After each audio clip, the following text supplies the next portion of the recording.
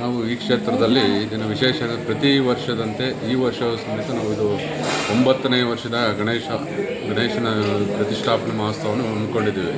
ನಾವು ಪ್ರತಿ ವರ್ಷ ಗಣಪತಿ ಹಬ್ಬದಿಂದ ಹಿಡಿದು ಹುಣ್ಣಿಮೆಯ ಕೊನೆಯ ದಿವಸದಲ್ಲಿ ಇವತ್ತು ವಿಸರ್ಜನೆ ಪ್ರತಿಷ್ಠಾಪನೆ ಮತ್ತು ವಿಸರ್ಜನೆ ಕಾರ್ಯಕ್ರಮವನ್ನು ಪ್ರತಿ ವರ್ಷದಂತೆ ಈ ವರ್ಷವೂ ಸಮೇತ ಮಾಡ್ಕೊಂಡಿದ್ದೀವಿ.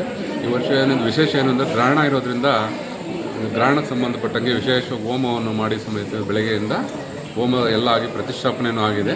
ಈ ದಿನ ಸಂಜೆ 5 ಗಂಟೆಗೆ ಗಣಪತಿ ವಿಸರ್ಜನೆ ಕಾರ್ಯಕ್ರಮ ಸಮೇತ ಇರುತ್ತದೆ.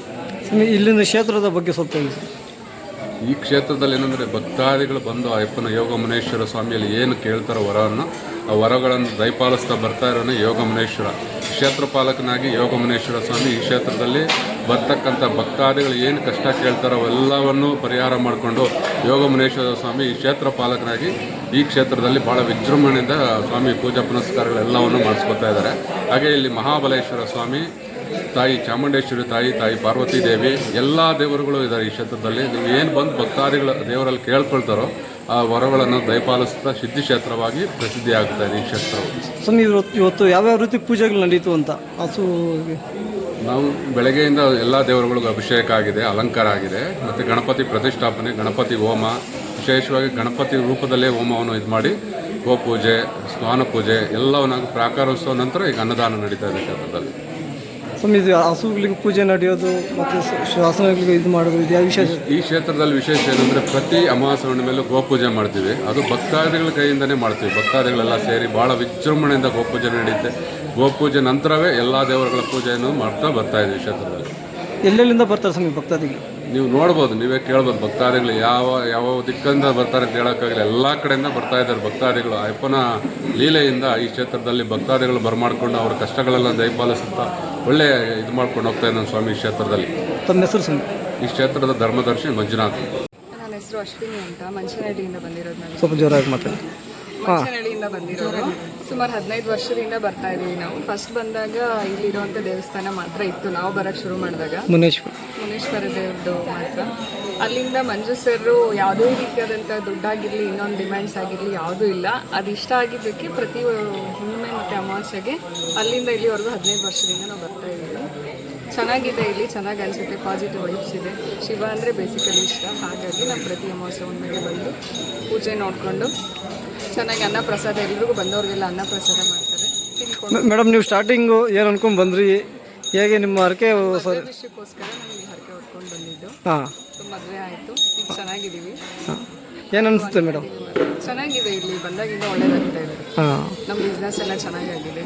ಸ್ವಂತ ಬಿಸ್ನೆಸ್ ಇಟ್ಕೊಂಡಿದ್ದೀವಿ. ನಮ್ಮ ಯಜಮಾನ್ರಿಗೆ ಜಾಬ್ ಆಗಿದೆ. ಅದೆಲ್ಲ ಆಗ್ತಾ ಇರೋದಕ್ಕೆ ನಾವು ಕಂಟಿನ್ಯೂ ಮಾಡ್ತಾ ಇದ್ದೀವಿ. ಮೇಡಮ್, ಇವತ್ತಿನ ವಿಶೇಷತೆ ಏನು ಮೇಡಮ್?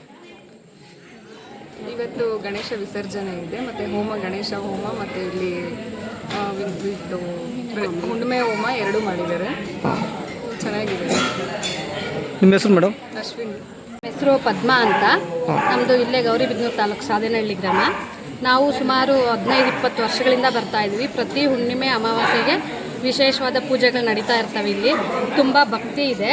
ಇಲ್ಲಿ ಸುಮಾರು 25-30 ದೇವರುಗಳು ಪ್ರತಿಷ್ಠಾಪನೆ ಆಗಿ ಇಲ್ಲಿ ಪ್ರತಿ ದೇವರುಗಳು ನಮಗೆ ಯಾವ ಪೂಜೆ ಬೇಕು ಅಂದರೆ ಆ ಪೂಜೆಗಳಿಗೆ ಇಲ್ಲಿ ದೇವರುಗಳು ಸಿಗ್ತಾರೆ. ಯಾಕಂದರೆ ದೂರದಿಂದ ಒಂದು ನಾವು ಎಷ್ಟೆಷ್ಟೋ ದೂರ ಹೋದ್ರೂ ನಮ್ಗೆ ಇಷ್ಟು ದೇವರುಗಳು ಪ್ರತಿಷ್ಠಾಪನೆ ಆಗಿ ಇಷ್ಟು ದೇವರುಗಳನ್ನ ದರ್ಶನ ಮಾಡೋದಂತೂ ಸಾಧ್ಯ ಇಲ್ಲ ಅಂತ. ಹಂಗಾಗಿ ಇಲ್ಲಿ ಸುಮಾರು 25-30 ದೇವರುಗಳು ಪ್ರತಿಷ್ಠಾಪನೆ ಮಾಡಿ ಪ್ರತಿ ಹುಣ್ಣಿಮೆ ಮತ್ತು ಅಮಾವಾಸ್ಯೆಗೆ ತುಂಬ ವಿಜೃಂಭಣೆಯಿಂದ ಹೋಮಗಳಿಂದ ಹಿಡಿದು ಗೋಪೂಜೆಯಿಂದ ಹಿಡಿದು ಪ್ರತಿಯೊಂದು ಪೂಜೆಗಳು ಆಗಿ ಮತ್ತು ಮಹಾಬಲೇಶ್ವರ, ಈ ಪಾರ್ವತಿ ಪರಮೇಶ್ವರ ಎಲ್ಲ ಸೇರಿ ಮೆರವಣಿಗೆ ಬರುತ್ತೆ, ಹೋಮಗಳು ಮಾಡ್ತಾರೆ ಮತ್ತು ಗೋಪೂಜೆಗಳು ಮಾಡಿ ಭೈರವಗಳಿದ್ದಾವೆ. ಭೈರವಗಳು ಅಂದರೆ ವಿಶೇಷವಾಗಿ ಕಾಲಭೈರವೇಶ್ವರ ಇಲ್ಲೇ ಪ್ರತಿಷ್ಠಾಪನೆ ಆದಂಗೆ ಪ್ರಾಣ ಪ್ರತಿಷ್ಠಾಪನೆ ಇದ್ದಂಗೆ ಪ್ರಾಣದಲ್ಲೇ ಇರೋಂಥ ಭೈರವೇಶ್ವರಗಳಿದ್ದಾರೆ. ಇಲ್ಲಿ ಒಂದು ಗಂಡು ಒಂದು ಹೆಣ್ಣು ಕಾಲಭೈರೇಶ್ವರ ದೇವರುಗಳಿದ್ದಾರೆ. ಇಲ್ಲಿ ತುಂಬ ಪೂಜೆಗಳು ನಡೀತಾ ಇರ್ತದೆ. ಸುಮಾರು ದೂರದಿಂದ ಸುಮಾರು ಜನ ಭಕ್ತಾದಿಗಳು ಇಲ್ಲಿ ಬರ್ತಾ ಇರ್ತಾರೆ. ಇಲ್ಲಿ ತುಂಬ ಭಕ್ತಿ ಇದೆ. ಇಲ್ಲಿ ಬಂದು ನಾವು ಏನು ಅಂದ್ಕೊಂಡ್ರೆ ಅದು ಗ್ಯಾರಂಟಿ ನಮಗೆ ನೆರವೇರುತ್ತೆ. ಏನಂದರೆ ನಾವು ಇಲ್ಲಿ ಏನು ಬೇರೆ ಬೂಟಾಟಿಕೆ ಇಲ್ಲ, ಬರೋದು ಪೂಜೆ ಮಾಡಿಸ್ಕೊಳ್ಳೋದು, ದರ್ಶನ ಮಾಡ್ಕೊಳ್ಳೋದು, ಪ್ರದಕ್ಷಿಣೆ ಹಾಕ್ಕೊಂಡು ಪ್ರಸಾದ ತಗೊಂಡು ನಾವು ಹೋಗೋದಷ್ಟೇ. ಮೇಡಮ್, ಇವತ್ತು ಏನು ಪೂಜೆ ಇತ್ತು, ಏನು ಯಾವ ರೀತಿ ಇತ್ತು? ವಿಶೇಷವಾಗಿ ಗ್ರಹಣ ಇದೆ. ಗ್ರಹಣ ಇದ್ರೂ ಕೂಡ ಗಣಪತಿ ಪೂಜೆನ ವಿಸರ್ಜನೆ ಮಾಡ್ತಾ ಇದ್ದಾರೆ. ಈಗ ಗೌರಿ ಹಬ್ಬದ ದಿನ ಇಟ್ಟಿರೋ ಗಣೇಶನ ಇವತ್ತು ವಿಸರ್ಜನೆ ಮಾಡಿ ತುಂಬ ಚೆನ್ನಾಗಿ ನಡೆಸ್ಕೊಡ್ತಾ ಇದ್ದಾರೆ. ಇದನ್ನ ತುಂಬ ಜನಗಳು ಬಂದು ಭಕ್ತಿಯಿಂದ ಬೇಡ್ಕೊಂಡು ಭಕ್ತಿಯಿಂದ ಇಲ್ಲಿ ಬಂದು ಪೂಜೆಗಳು ಮಾಡಿಸ್ಕೊಂಡು ಹೋಗ್ತಾರೆ. ಎಲ್ಲರಿಗೂ ಒಳ್ಳೆಯದಾಗಿದೆ. ಗಣಪತಿಗೆ ಇವತ್ತು ಏನೇನು ಪೂಜೆ ಯಾವ ರೀತಿ ನಡೀತು? ಇವತ್ತು ಗಣಪತಿ ಹೋಮ ಎಲ್ಲ ಆಯಿತು. ಮತ್ತು ಮಾಮೂಲಿ ಯಾವಾಗಲೂ ಮಾಡಿದಂಥ ಹೋಮಗಳಾಯಿತು. ವಿಶೇಷವಾದ ಹೋಮ ಅಂದರೆ ಕಡುಬು, ಮೋದಕ ಎಲ್ಲ ಗರಕೆ ಎಲ್ಲ ಇಟ್ಟು ದೊಡ್ಡ ಪೂಜೆಗಳು ಅಂತ ಎಲ್ಲೂ ನಡೆದಿಲ್ಲ. ಇಷ್ಟು ದೊಡ್ಡ ಪೂಜೆ, ಅಷ್ಟು ವಿಶೇಷವಾಗಿ ಈ ಗಣಪತಿ ಪೂಜೆನ ತುಂಬ ವಿಜೃಂಭಣೆಯಿಂದ ನಡೆಸ್ಕೊಟ್ಟಿದ್ದಾರೆ. ನಿಮ್ಮ ಹೆಸರು? ನಮ್ಮ ಹೆಸರು ಪದ್ಮಾ ಅಂತ. ಓಕೆ.